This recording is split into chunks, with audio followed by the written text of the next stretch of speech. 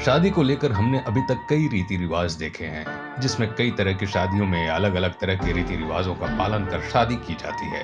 कई मौकों पर तो शादी में हंसने को शुभ माना जाता है, तो कई मौकों पर रोने को शुभ माना जाता है। इस तरह के कई रीति रिवाज होते हैं, क्योंकि कुछ अच्छे भी होते हैं, कुछ घटिया भी होते हैं। लेकिन आज हम आपको इस वीडियो में ऐसी ही शादी के रिवाजों के बारे में बताने जा रहे हैं, जिसके बारे में आपने शायद अभी तक सोचा भी नहीं होगा। तो चलिए आज हम आपको इस वीडियो में बताते हैं इन शादियों के रिवाजों के बारे में। शादी खुशी का पल होता है, जिसमें सभी खुशी खुशी रहते हैं, लेकिन कांगो देश में ऐसा माना जाता है कि कोई भी शख्स अपनी शादी के समय खुश नहीं रह सकता और ना ही वो हंस सकता है।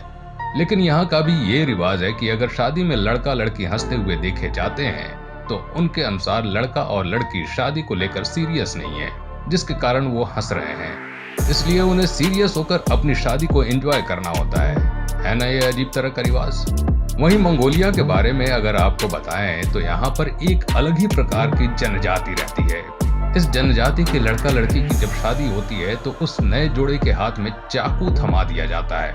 उसके बाद एक मुर्गी के बच्चे को मारकर उसका लीवर निकालना होता है, और देखा जाता है कि अगर लीवर स्वस्थ निकला तो मतलब कि उसकी शादी बहुत ही खुशी खुशी बीतेगी, और नहीं तो हो सकता है कि उनके जीवन में अशांति होती रहे। एक और अफ्रीका की अगर बात करें, तो इस देश में जब शादी होती है, तो यहाँ पर दूल्हा दुल्हन की पहली रात को उन्हें अकेला नहीं छोड़ा जाता। और हैरानी की बात तो ये है कि पहली रात में दुल्हन की माँ लड़की के साथ होती है। ऐसा इसलिए माना जाता है क्योंकि उनका मानना है कि पहली रात में दूल्हा दुल्हन एक दूसरे के बीच तालमेल नहीं बिठा पाते हैं। अफ्रीकी देशों की बात करें, तो यहाँ पर शादी के बाद लड़के लड़कियों को एक बंद कमरे में 3 दिन के लिए रखा जाता है। लेकिन यहाँ पर ना तो उनके पास किसी तरह का वॉश बेसिन होता है और ना ही वॉशरूम, जिससे कि वो टॉयलेट जा सकें। उनको 3 दिनों तक बिना किसी टॉयलेट का इस्तेमाल किए ही रहना होता है। ये यहाँ की परंपरा है। अगर वे ऐसा नहीं करते हैं, तो समाज के लोग उनकी हंसी उड़ाते हैं। दोस्तों, हम सभी जानते हैं कि इंडिया में शादी के समय लड़की का सिर नहीं मुड़ाया जाता, बल्कि हमारे यहाँ तो दुल्हन को काफी सजा धजा के तैयार किया जाता है, जिससे कि वो ज्यादा खूबसूरत लगे। लेकिन एक देश कांगो है, जहाँ शादी के समय लड़कियों का सिर मुड़वाकर उसे गंजा कर दिया जाता है। उसके बाद ही उसकी शादी की जाती है। इस तरह का रिवाज वहाँ पर सालों से चला आ रहा है, और आज भी वहाँ के लोग इसी का पालन करते आ रहे हैं। इतना ही नहीं, उसके बाद सभी लोग मिलकर लड़की के ऊपर थूकते भी हैं। इस तरह से करने के पीछे उनका कारण है कि ये आशीर्वाद है जो हम लड़की को दे रहे हैं। फ्रांस में एक ऐसा रिवाज है कि शादी के बाद नवविवाहिता जोड़े को बंद कमरे में अकेला छोड़ने के बाद काफी शोर मचाया जाता है। ये शोर वो कहीं बर्तन बजाकर, आवाज करके, और कहीं मेहमानों को इकट्ठा करके करते हैं। इसके पीछे ऐसा माना जाता है कि इस तरह से उनके कमरे में अनहोनी चीजें दूर हो जाती हैं, जिससे कि उन्हें बेहतर लाइफ मिलती है।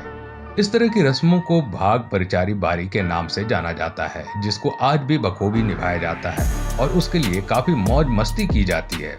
इसमें दूल्हे के दोस्त भी शामिल होते हैं और दुल्हन के दोस्त भी, और वे उनके कमरे के सामने हंगामा मचाते हैं। दोस्तों, आपने देखा होगा कि भारत में जूता चुराने की रस्म काफी मशहूर है, जिसमें दूल्हे का जूता चुराया जाता है। लेकिन रोमानिया देश में एक ऐसा रस्म है जिसमें जूता नहीं बल्कि दुल्हन को चुरा लिया जाता है। उसके बाद दूल्हे को दुल्हन चुराने वाले लोगों से युद्ध करना होता है। उसके बाद उन्हें उनकी दुल्हन वापस दी जाती है। इस तरह का अनोखा रिवाज वहाँ पर सभी जगह किया जाता है, और इसमें काफी मौज मस्ती भी होती है।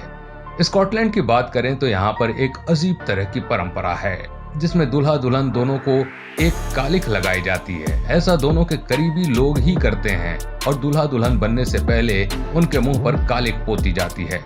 इस रिवाज के पीछे भी उनके कई कारण हैं। इसमें माना जाता है कि ये दूल्हा दुल्हन को बुरी नजर से बचाने के लिए की जाती है। माना जाता है कि ऐसा करने से उनके जीवन में आने वाली कठिन परिस्थिति से लड़ने की उम्र को ताकत मिलती है, इसलिए उनके ऊपर उनके ही लोग कालिख पोत देते हैं। वहीं आयरलैंड देश में दूल्हा दुल्हन की जब शादी होती है, तो दुल्हन के पास घोड़े की नाल को रखा जाता है।